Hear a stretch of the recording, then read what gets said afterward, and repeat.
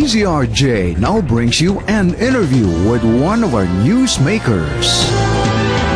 Yes, we'd like to welcome back to our program our good friend here, Social Welfare and Development Secretary. Thank you very much, Dinky, for joining us once again. It's always a pleasure to have you on here.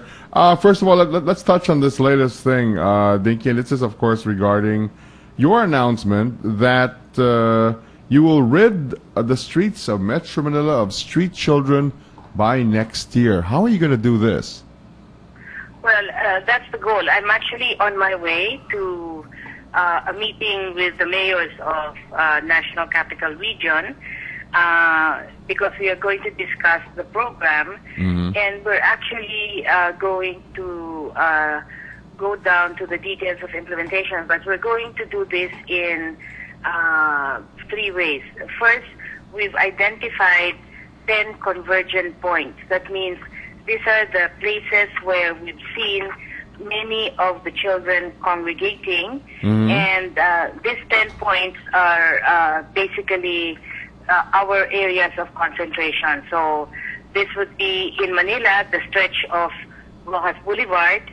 In Quezon City, it's Kalayaan Road, Barangay E. Rodriguez, and Quezon Avenue. Right. In Caloocan, it's in Balintawak area. Pasay, it's Rojas Boulevard. San Juan, Green Hills, Ortigas. Pasig is Kapasigan. Muntinlupa is the Madrigal Avenue corner, Zapote Road, and Parañaque along Naiya. And we've actually begun the work, and we have rescued in May or reached out to more than 2,000 plus street children, and 1,000 of the 2,000 we have been able to reunite together with the local government units with their families, and they're now being provided educational assistance of 2,000 pesos, so that this is to ensure that they stay in school. And that's being monitored by the local government unit, Social Welfare and Development Office.